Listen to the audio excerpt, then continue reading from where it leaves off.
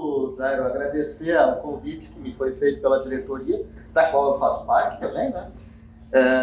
Que é um enorme prazer para mim falar sobre esse tema.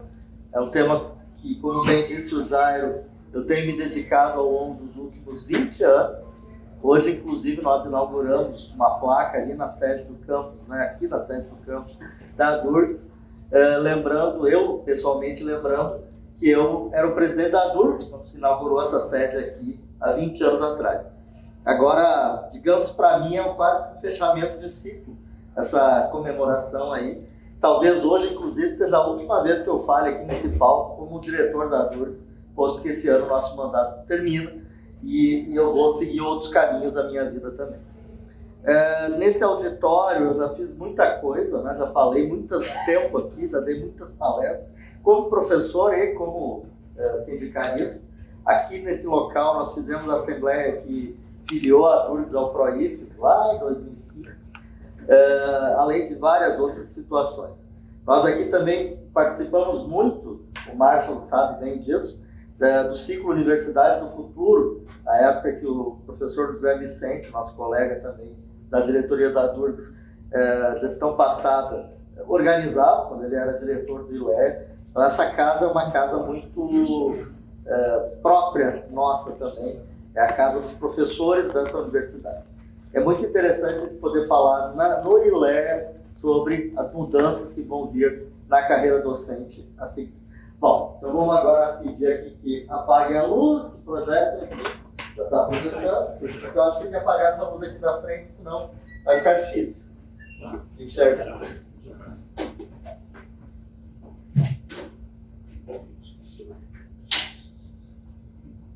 Melhorou? Acho que sim, né?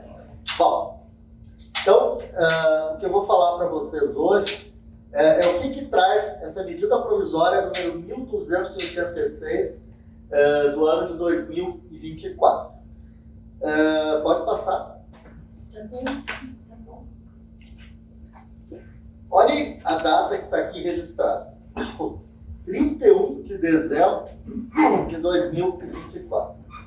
É muito estranho a gente pensar que uma lei foi editada nessa data, que é uma data que a gente está preparado para comer peru, para tomar champanhe, etc. e tal.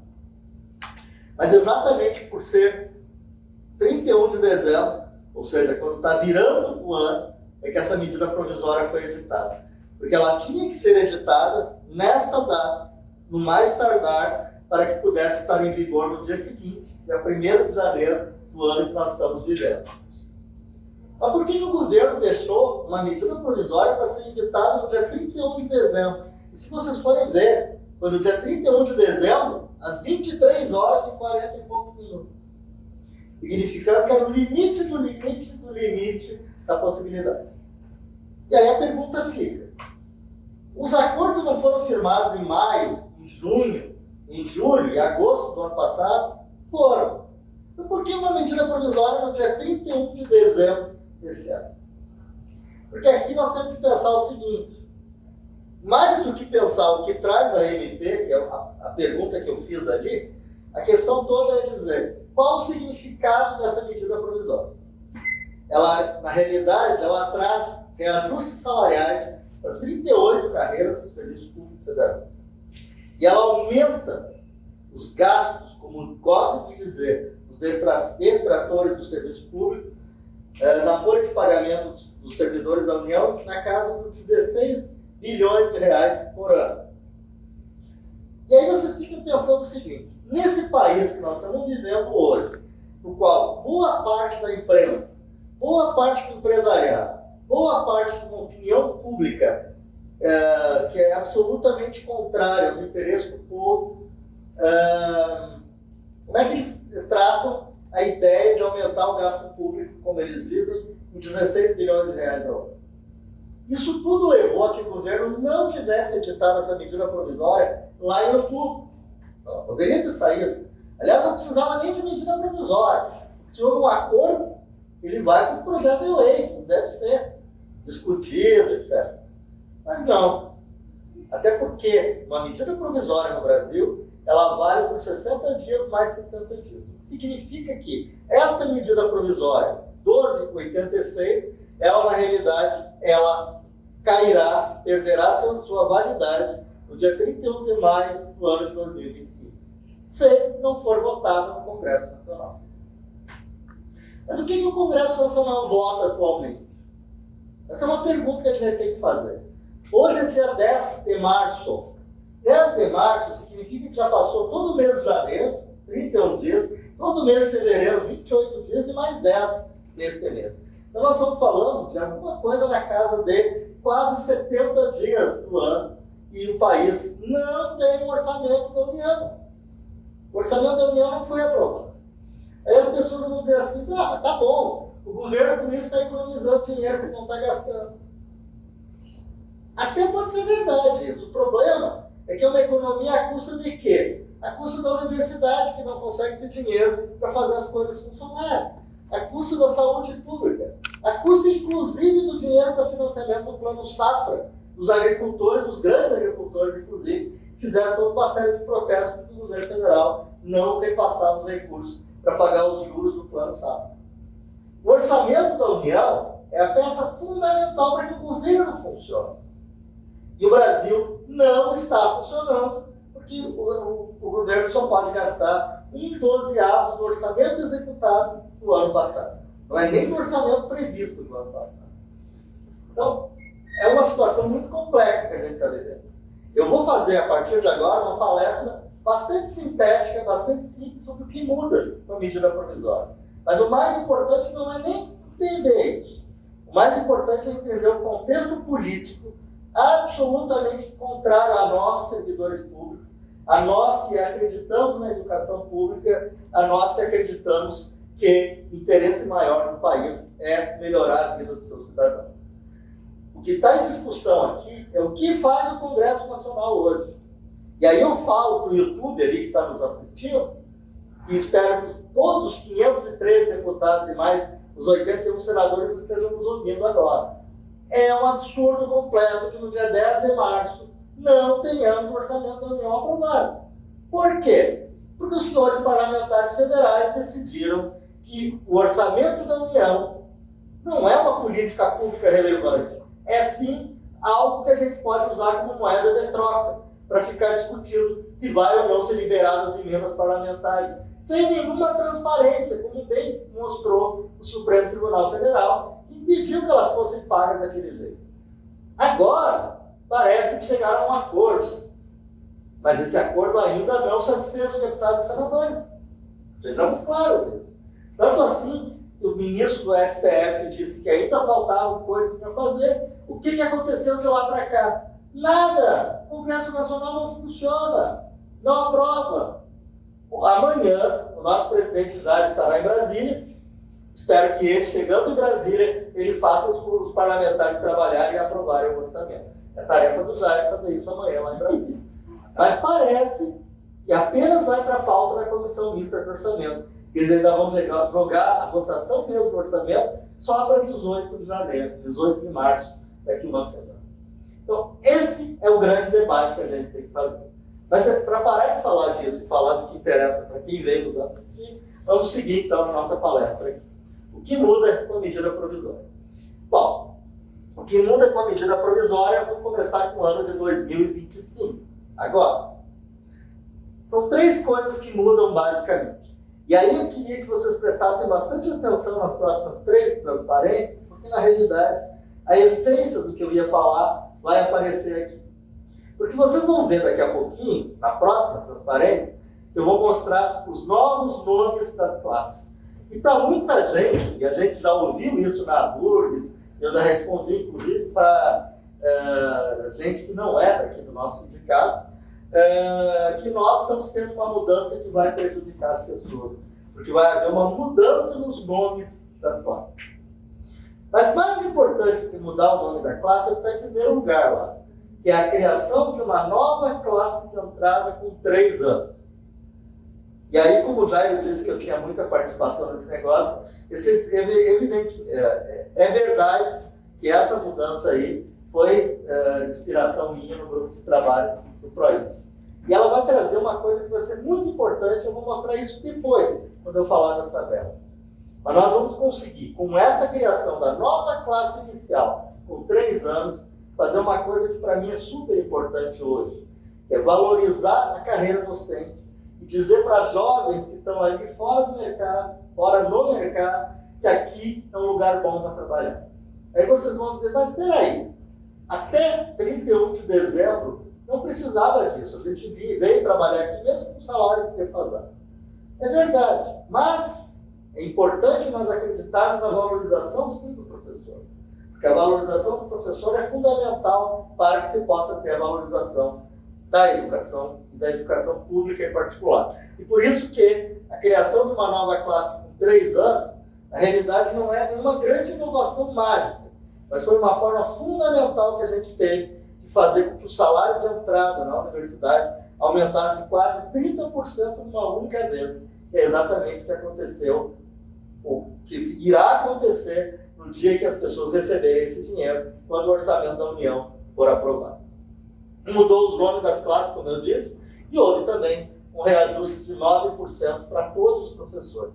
No nosso caso, como está escrito na segunda frase ali, houve também mudança nos steps. Isso vai fazer com que os reajustes salariais para todo mundo comecem em 9%, mas terminem em valores bem maiores, como eu vou mostrar logo assim. Vamos lá. Bom, vamos começar agora falando dos nomes das classes.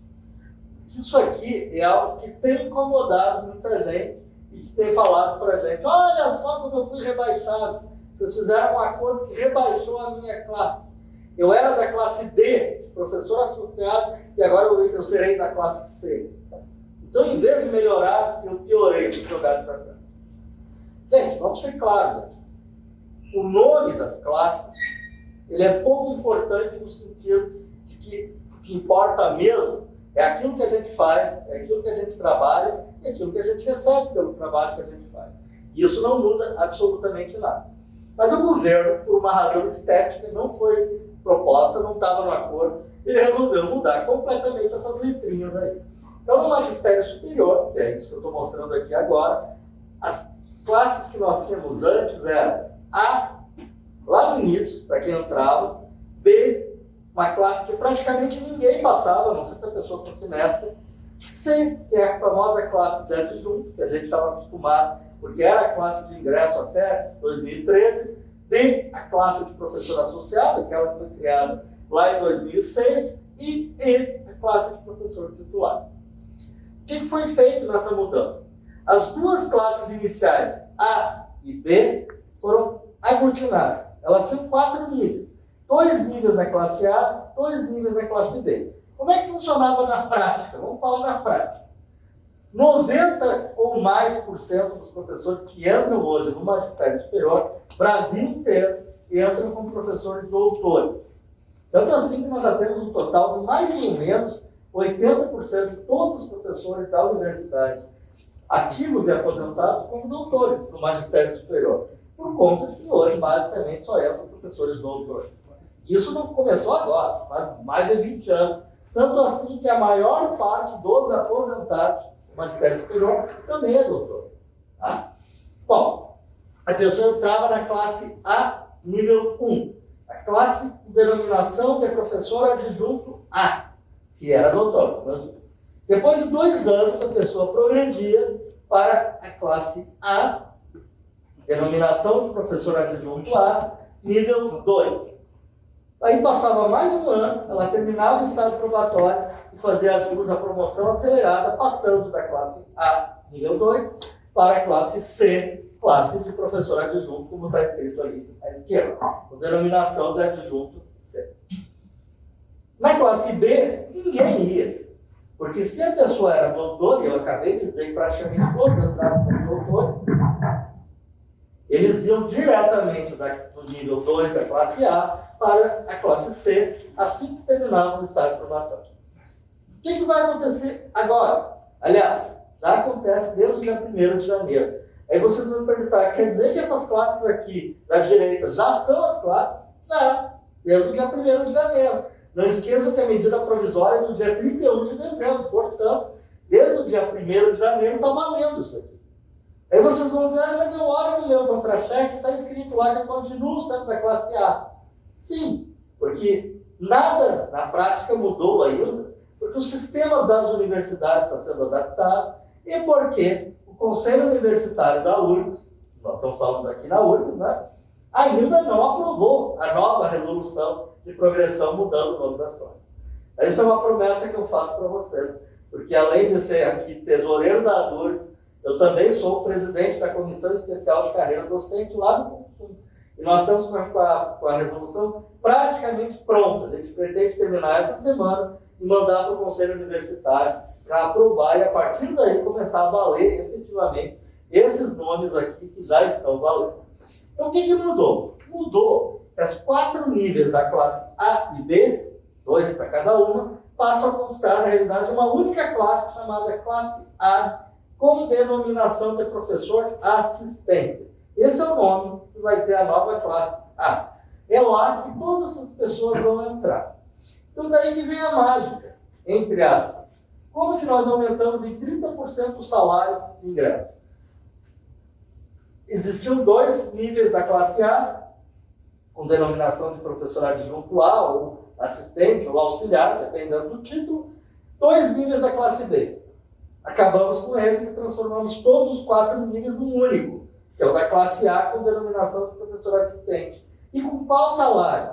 O salário igual ao da classe B, nível 2. Ou seja, todos que entravam na classe A, nível 1, agora vão entrar na classe A, com denominação de assistente, porém com salário equivalente ao da classe B, com o reajuste que tem na própria medida provisória. É daí que vem o aumento. Na realidade, todo mundo foi levado 3 níveis para cima em relação ao que tinham anteriormente.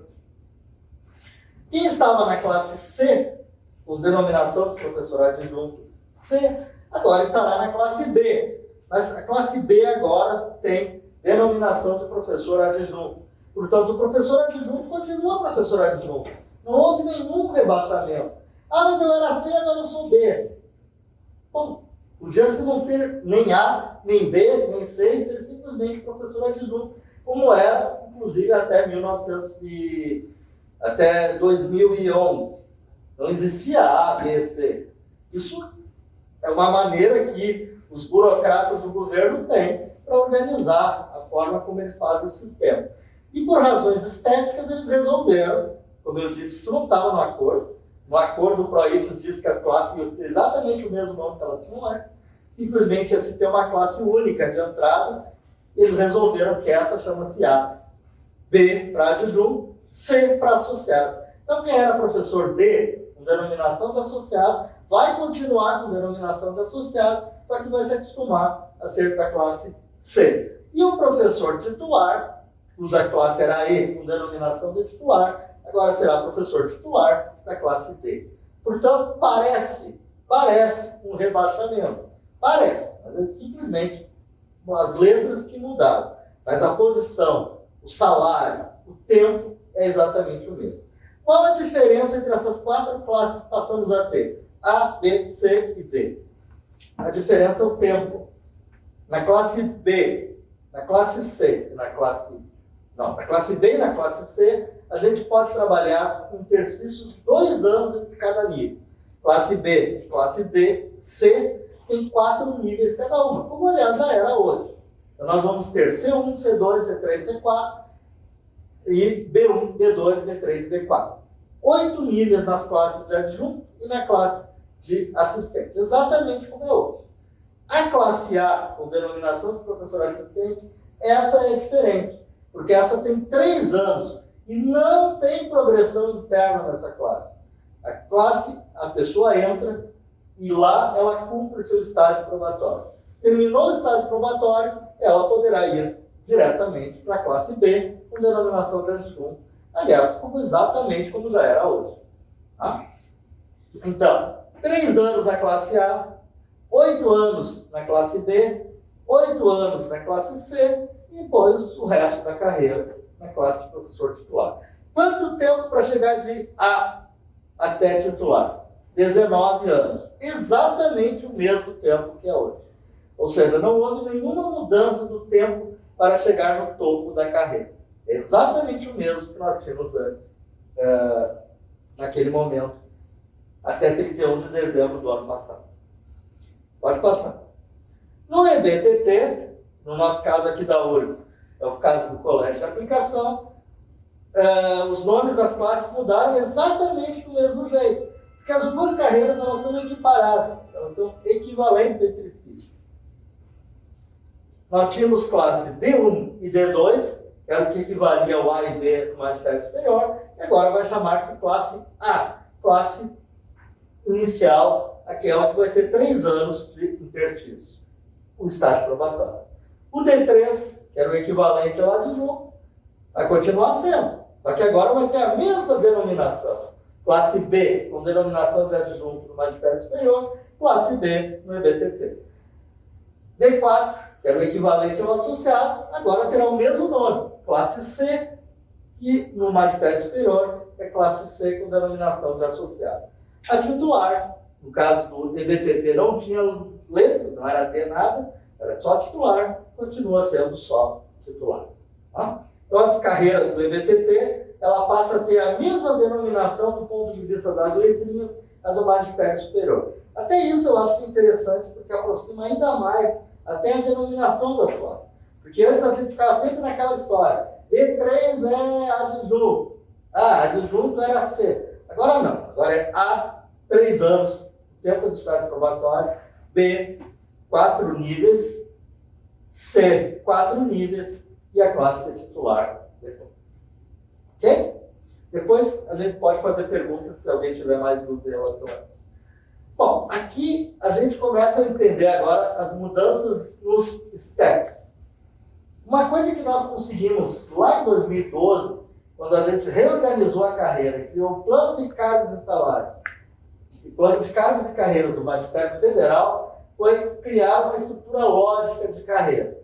A estrutura lógica de carreira significa o quê? Significa que a gente sabe quanto é a proporção entre o vencimento básico e a retribuição da titulação, que eu nem vou apresentar aqui, porque ela não mudou nada nessa medida provisória, e quanto é a proporção entre o nível dentro da mesma classe e a passagem de uma classe para outra.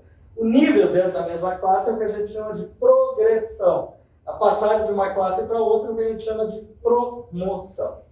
Isso aqui é o que muda nos interstícios e nas passagens de progressões e promoções. Agora, mudou, já é 1º de janeiro de 2025. A gente não recebeu o salário correspondente a isso, que eu vou mostrar daqui a pouquinho. Por quê? Porque não foi aprovado pelo Congresso Nacional a Lei Orçamentária Anual.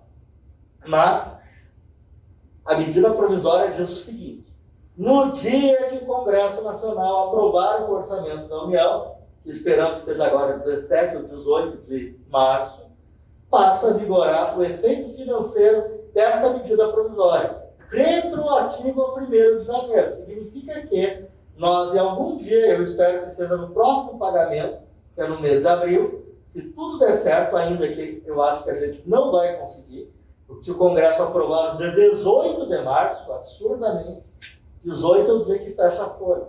Eu acho que vai ser muito difícil que as universidades consigam botar na folha no mês de março. Portanto, é bem possível, isso é uma previsão só, que aconteça que só entre na folha de abril a ser paga em maio. Mas quando nós recebemos o salário em maio, da folha de abril, nós receberemos retroativamente a 1º de janeiro. Portanto, receberemos o aumento de janeiro, de fevereiro, de março e de abril. Vai ser uma bolada de dinheiro, mas vamos cuidar que não é todo mês aquele valor, né? Mas, de qualquer maneira, o retroativo virá. O que muda? Muda o que está colorido aí, em amarelinho ali. Dentro da classe B, adjunto, no magistério superior, ou a antiga D3 no EBTT, o interstício, o step, a diferença, o degrau entre um nível e outro dentro da mesma classe é de 4,5% a partir de 1º de janeiro. Antes era de 4%. Então nós tivemos um incremento aqui de 12,5% do valor que a gente tem de diferença entre um nível e outro. Tanto na classe B quanto na classe C. Tanto na classe de adjunto quanto na classe de associado. Aí cadê a classe A e a classe E? A classe D? Elas não têm níveis, elas não têm progressão. A classe A só tem um nível, de 3 anos durante o estágio probatório, e a classe D titular ela é nível único também. Então, nós estamos falando só da progressão nas classes B e C. A promoção, o que muda? Muda uma única coisa, como vocês estão vendo ali. A passagem da classe A para a classe B continua este ano os mesmos 5,5% que já era. A classe D, que é de titular, vindo da classe C, que é de adjunto, de associado, é 10%, como já é hoje. O que muda é a passagem de adjunto para associado, de B para C. Que antes era 25% e agora é 23,5%. Aí vocês vão dizer para mim, poxa, professor, nós fizemos um acordo que vai reduzir a diferença. Sim, fizemos. Isso a gente discutiu muito na Assembleia Geral da ADURS, quando nós aprovamos esse acordo. Isso aqui é uma maneira da gente começar a fazer justiça com determinados colegas nossos, principalmente professores aposentados, que ficaram muitos anos em adjunto 4, represados, sem ter reajuste salarial. Os reajustes salariais sempre para eles foi menor que para os outros. Então, quando a gente diminui a diferença entre adjunto e associado, nós estamos, na realidade, combinando com o aumento da progressão, que está lá em cima, fazendo o seguinte movimento. Ninguém terá redução salarial. Pelo contrário, todos terão reajuste a partir de 9%, como eu vou mostrar logo a seguir. Porém, alguns vão ganhar um pouco mais do que o outro. Por exemplo, os professores adjuntos 4, ativos ou aposentados, porque, historicamente, nos últimos anos, são os que têm ganho menos reajuste salarial. Aí aqueles que são, por exemplo, associados 1, vão dizer, poxa, mas eu vou ganhar menos do que o cara que estava atrás de mim, ali como adjunto 4. É verdade, proporcionalmente um pouquinho menos. Por quê? Porque, historicamente, tem sido exatamente o contrário. Então, isso aqui é uma busca, na realidade, de tentar equilibrar isso. Qual o ideal para o ProIBS? O ideal é que todas as progressões sejam 5% entre níveis e que todas as promoções sejam 10% entre níveis. Ainda não chegamos na progressão em 25% e na promoção, apenas na promoção a professor titular. Ou seja, temos bastante caminho ainda para chegar em próximas negociações. Pode passar. Agora nós vamos falar para trás. Isso. Pode passar. Aí, em 2026, agora. Então, em 25 é aquilo que acontece. O que acontece em 26? Bom, acontece uma nova mudança nos steps, esse movimento que eu estava explicando agora, e mais um reajuste linear de 3,5%. Isso aqui está previsto para ser pago no dia 1º de abril do ano de 2026.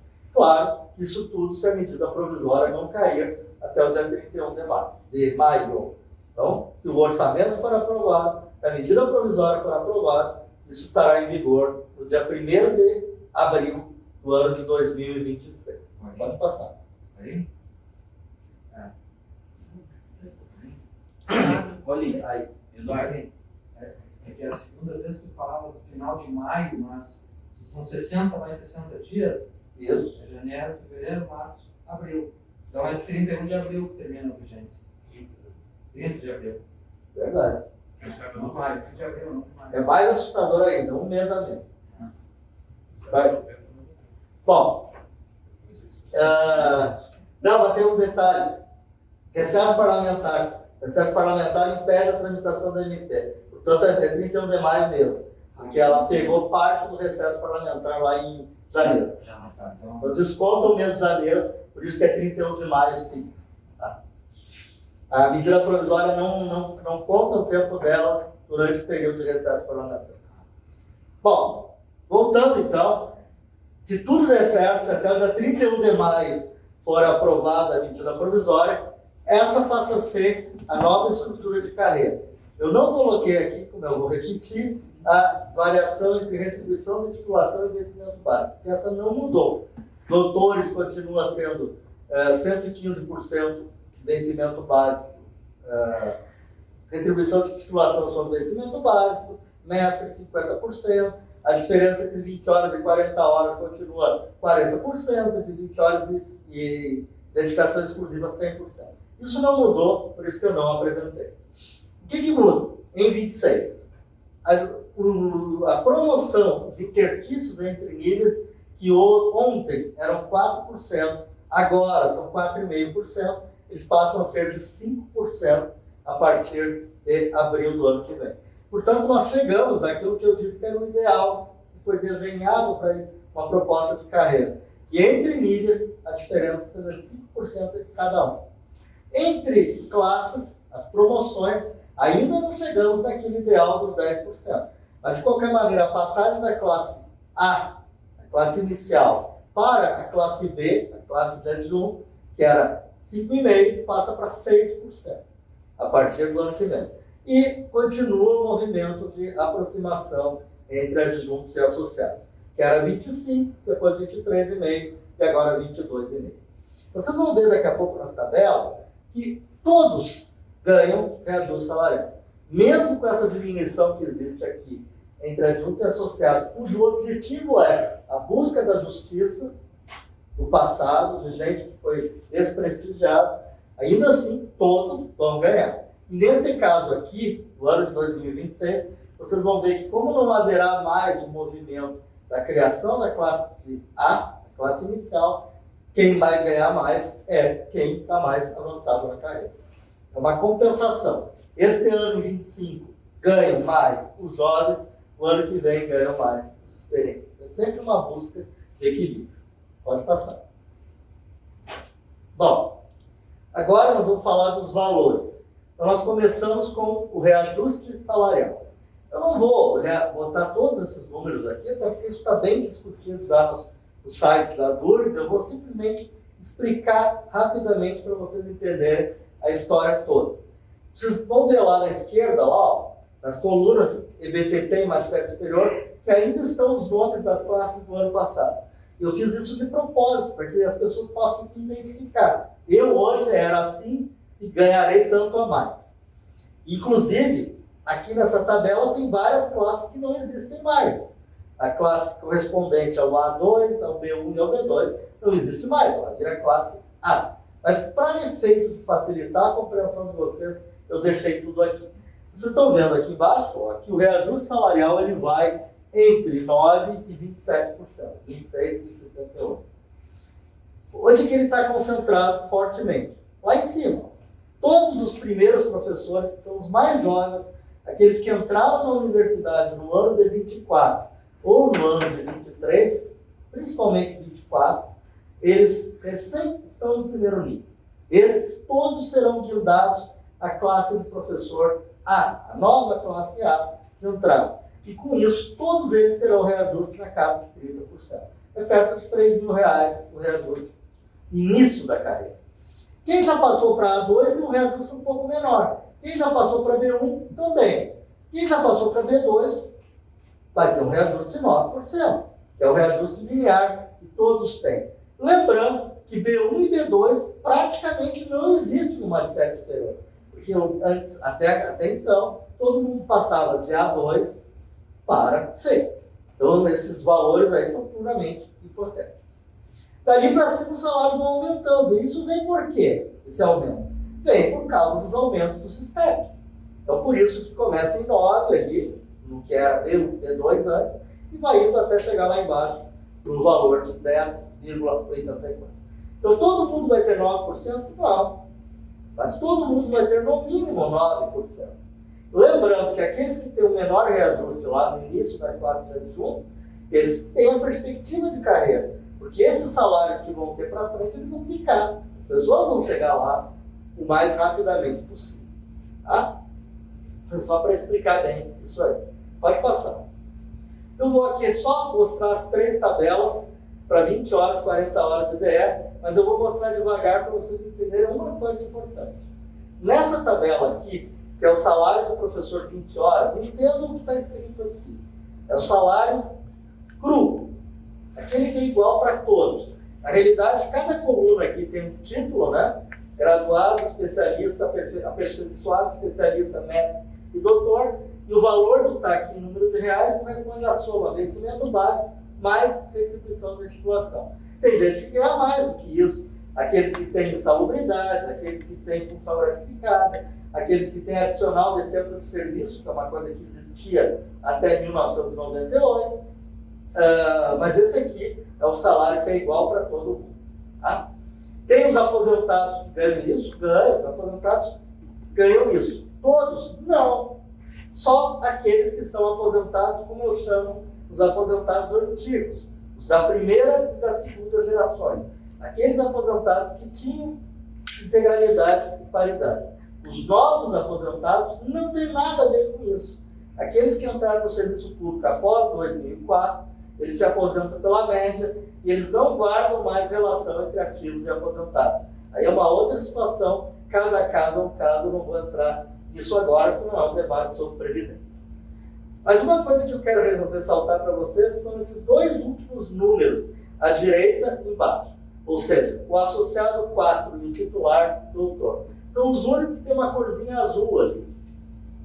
Por que essa corzinha azul? É porque, na realidade, são os únicos valores nessa tabela toda aí que são maiores do que R$ 8.157,41. O que é R$ 8.157,41? É o teto do INSS.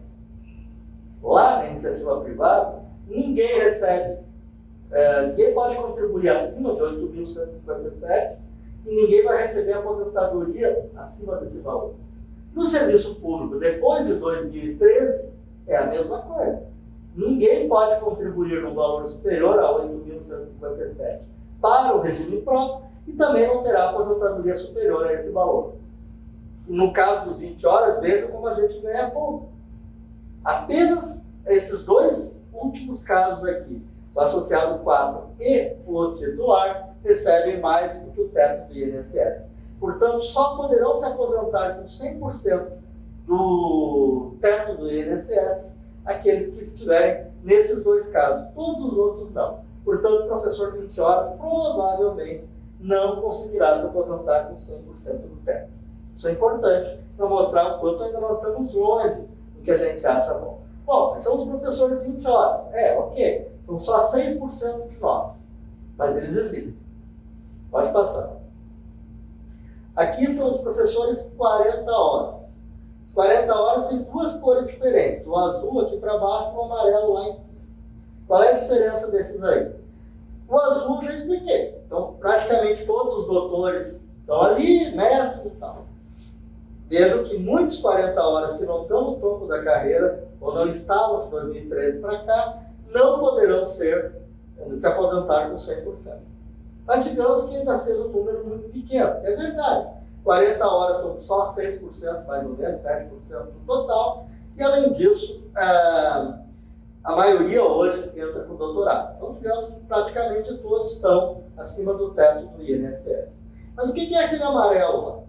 O amarelo são os que ganham menos do que R$ 4.867,77. O que é R$ 4.867,77? É o valor do piso do magistério do ensino público da educação básica. Ou seja, todos aqueles amarelinhos lá ganham menos do que o piso do professor. Ah, mas no 20 horas não ganhavam menos. Não, o piso é para 40 horas. E como eu já falei, que o 20 horas, a diferença para 40 é só 40%, todos os 20 horas estão dentro do piso. Os 40 horas não, é aquele grupo ali que está abaixo do piso. Ah, então nós não conseguimos ganhar até o piso? Não, não conseguimos. Isso eu vou explicar daqui a pouco. Agora, é algo que a gente ainda precisa fazer. As negociações precisam continuar. Aqueles amarelos lá tem que deixar de ser amarelo, tem que ficar branquinho. Mas se vocês querem saber uma realidade, o número de pessoas em todo o Brasil que estão nas nossas carreiras, que estão naquele amarelo ali, não chega a 300 pessoas. São 200 e poucas pessoas. Mas não importa. Mesmo que fosse uma, a gente teria que lutar. E lutamos para que elas recebam o piso do magistério do ensino básico. Com um detalhe muito importante que ninguém nos ouça. Agora eu vou falar baixinho para ninguém ouvir lá no YouTube. Isso só vale para o EBTT. O magistério superior não está obrigado pela lei do piso. Ele é para a educação básica. Mas nós entendemos que EBTT e magistério superior têm a mesma remuneração. Então, quando nós lutamos pelo piso para o EBTT, também lutamos para o piso para o magistério superior. Pode passar, é o último valor que eu vou mostrar aqui, que é o professor DR. Aqui está mais azulado, porque obviamente o salário é maior. Tá? Mas o mais importante é que nessa negociação nós conseguimos fazer com que pelo menos todos os mestres estejam ganhando acima do teto do INSS. Porque até 31 de dezembro, os primeiros níveis de mestre não tinham nem o teto do INSS. Que faz com que, muito provavelmente, nenhum mestre, a não ser que a gente consiga fazer isso aqui durar nos próximos 40 anos, nenhum mestre vai conseguir se aposentar com 100% do teto do INSS. Porque até o ano passado eles recebiam, lá no início da carreira, menos do que o teto. Agora nós conseguimos, pelo menos, azular tudo para todo mundo.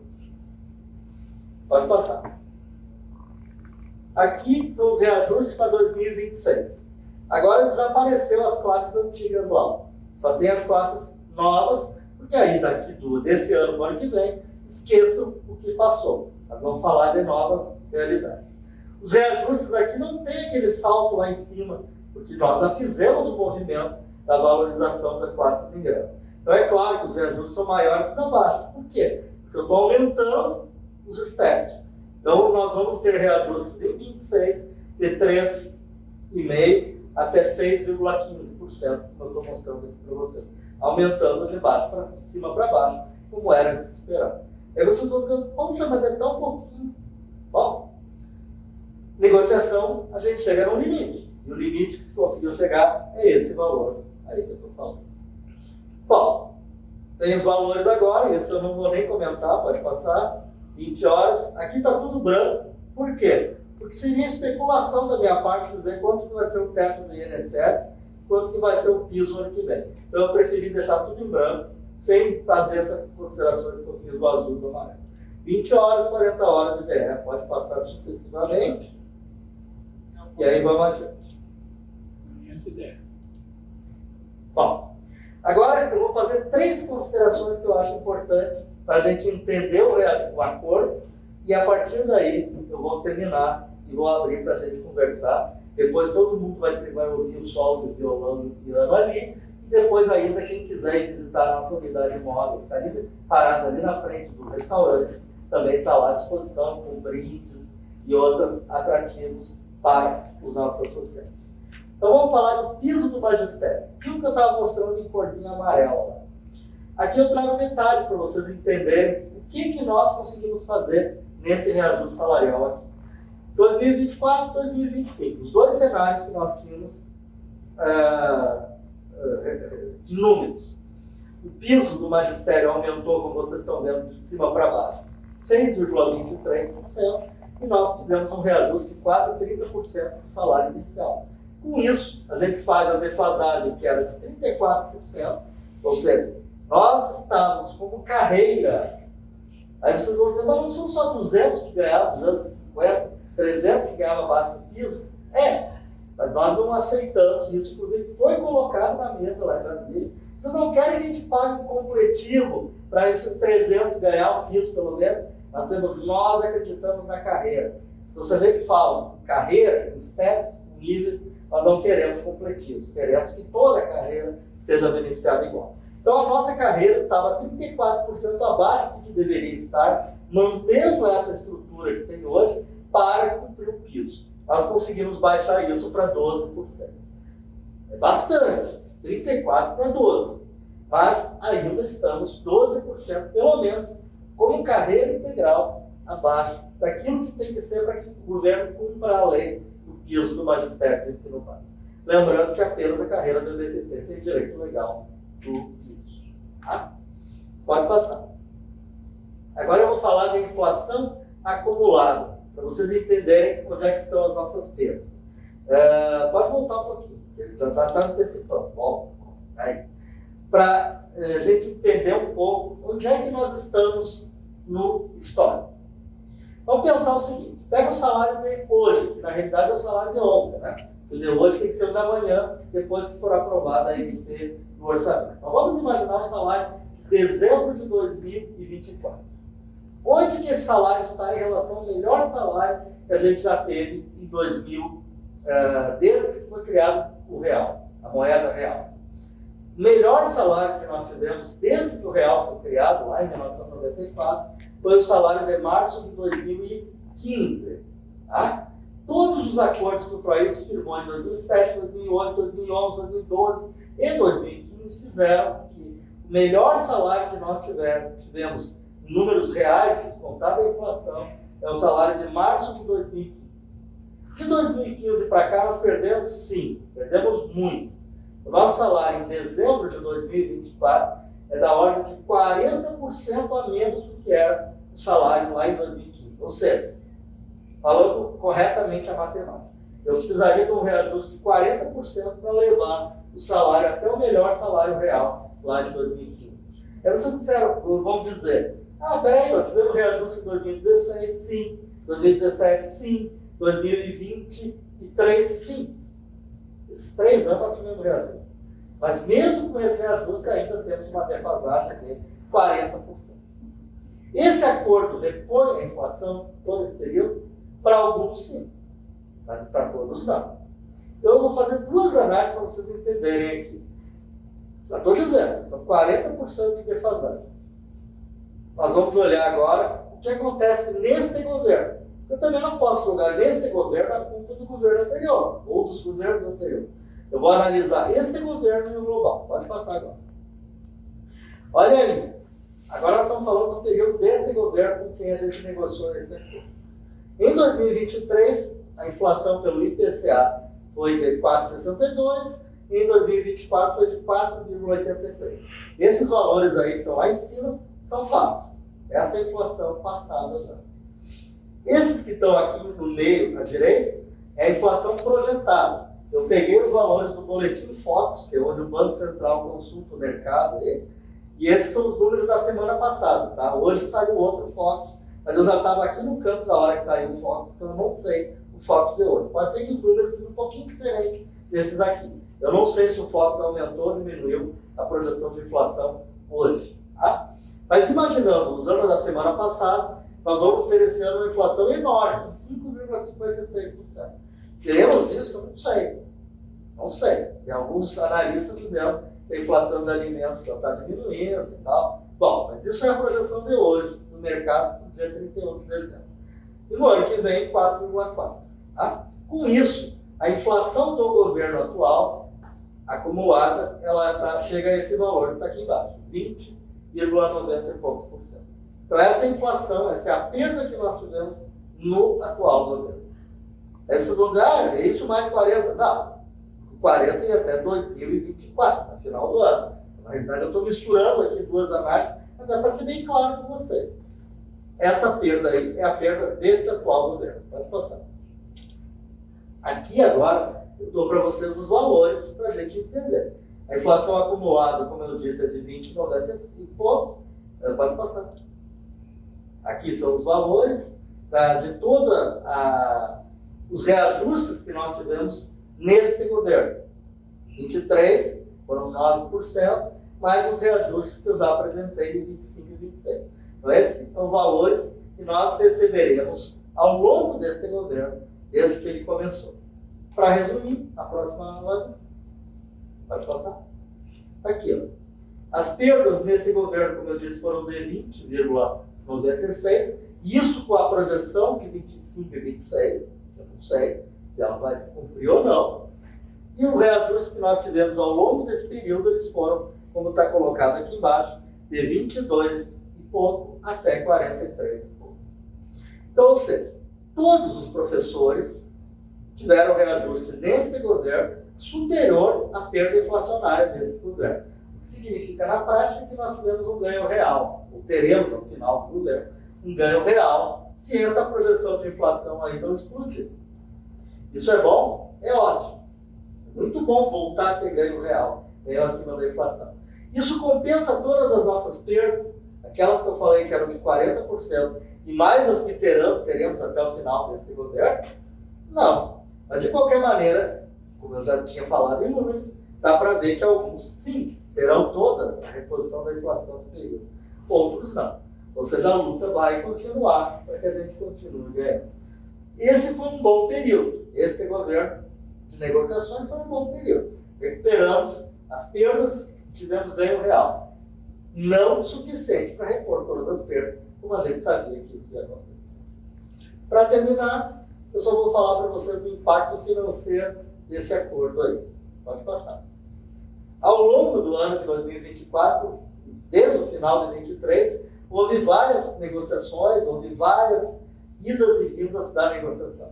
E nós passamos que o impacto na folha de pagamento dos professores, ativos e aposentados, magistério superior e EBTT, aumentasse no primeiro momento, lá na primeira proposta do governo, 3 bilhões, chegamos a perto de 6 bilhões, 5,6 bilhões no total da última negociação.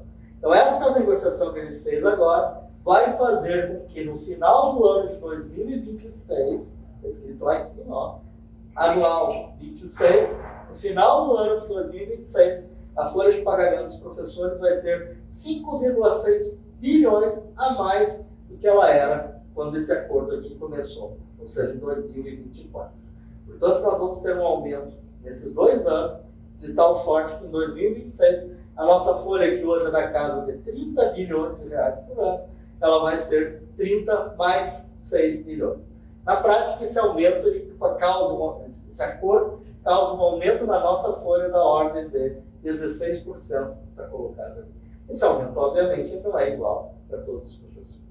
Bom, gente, esse é o que eu tinha para apresentar para vocês. Agora eu vou me colocar à disposição de vocês para dúvidas.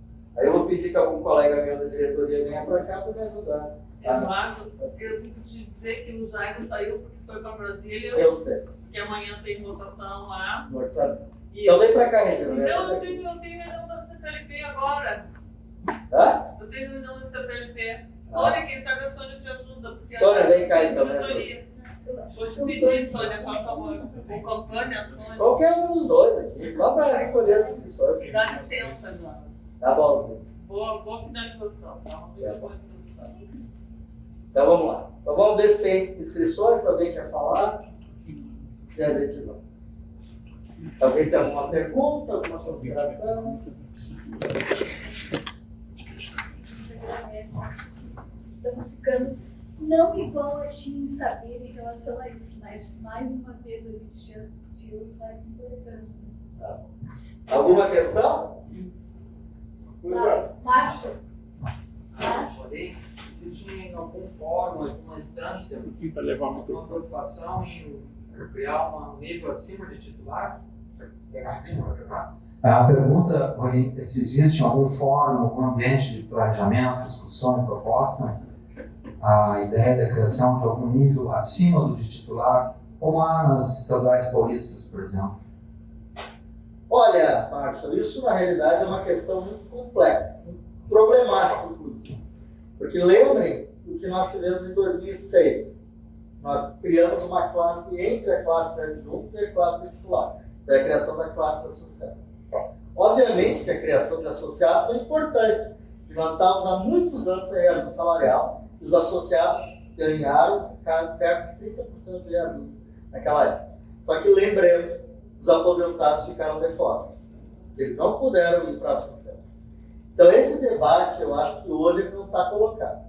Se nós formos criar classes, até hoje, até esse ambiente de hoje, elas serão criadas embaixo, para que ninguém mais se afaste do topo como era hoje. Essa ideia de criar algo acima, que vai deixar, por exemplo, os aposentados de fora, é um tema que não está na ordem do dia.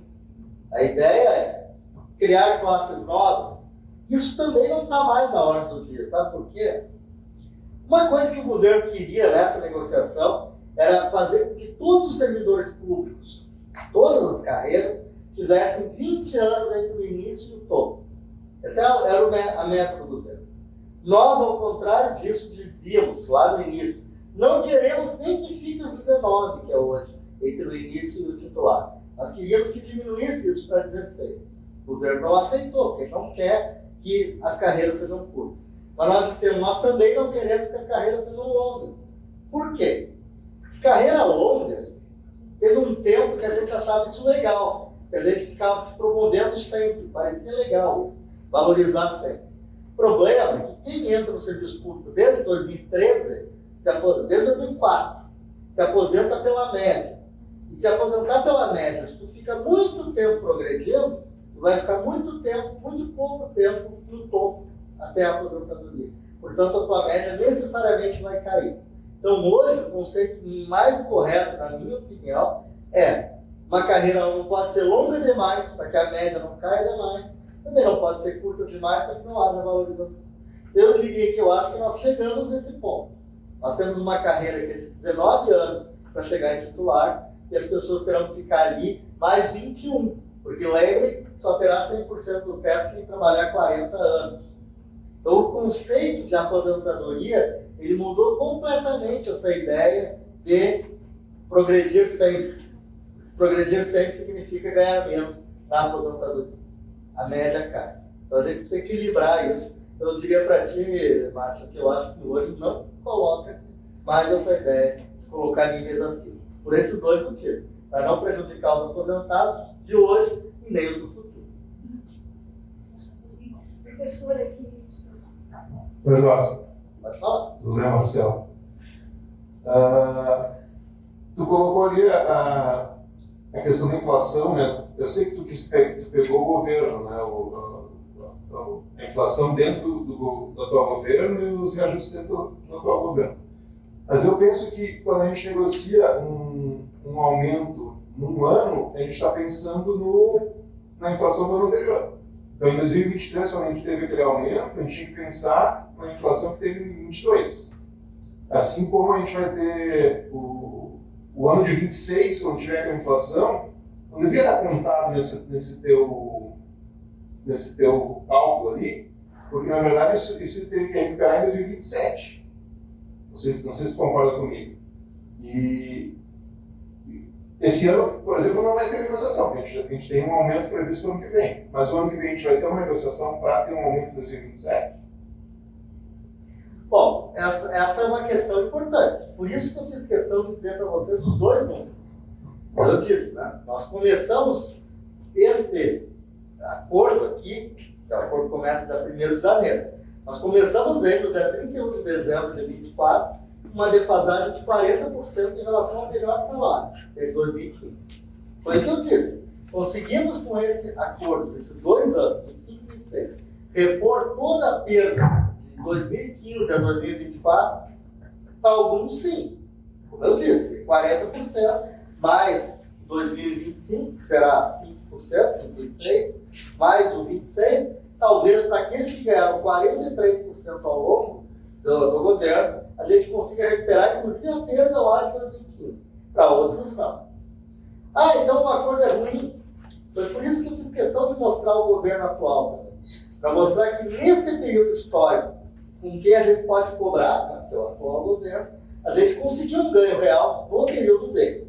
Mas, obviamente, isso não repôs todas as perdas, eu disse. Então a luta continua, e eu acho que sim, nós temos que ter negociação em 2026, inclusive que é um ano eleitoral, para insistir que o governo se comprometa com o reajuste em 2027 e 2028.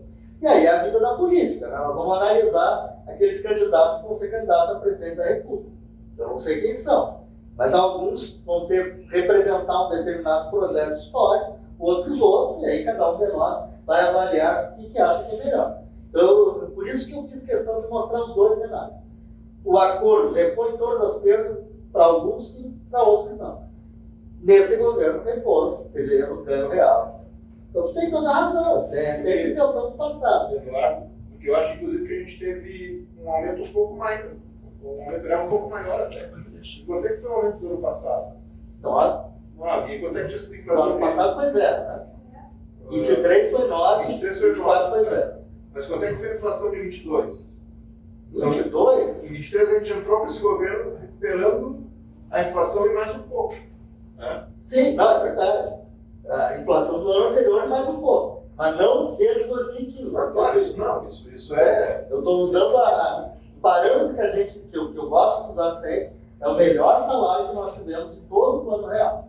Sim, em relação a 2022, recuperamos sim a inflação. Eu acho que ela foi alguma coisa na casa de 6 e pouco. E aí ganhamos 9, enfim. Não sei. Mas é isso, a gente tem que considerar o curto, o longo e o médio e o longo prazo. Então é por isso que eu fiz questão de mostrar todos os números para vocês. Então, mais alguma pergunta, dúvida? Não? Professor, quem luta contigo quando você precisa? A Durg Sindical, à frente das principais lutas e conquistas dos professores federais. Felice.